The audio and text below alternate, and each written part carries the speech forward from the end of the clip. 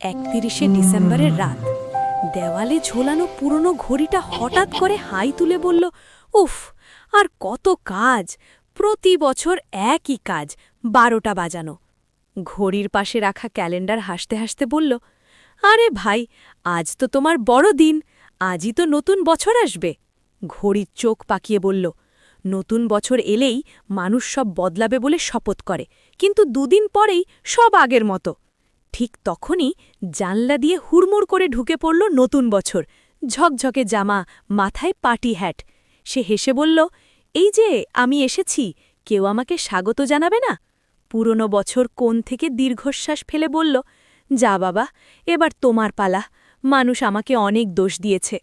নতুন বছর মুচকি হেসে বলল, দোষ নয়, শিক্ষা দিয়েছ, এবার আমি মানুষকে একটু হাসি, একটু আশা দেব। ঠিক 12টা বাজতেই চারপাশে হ্যাপি নিউ ইয়ার! ঘড়ি আনন্দে বলল, আহা, কাজ শেষ। আর মানুষ? একজন বলল, এবার থেকে প্রতিদিন 1 গ্লাস জল বেশি খাব। আরেকজন, মোবাইল কম ধরব। তৃতীয়জন, আগামী বছর থেকে সব শুরু করব। নতুন বছর হাসল আর মনে মনে বলল, শুরুটা আজ থেকেই হোক, এটাই তো আসল নতুন বছর।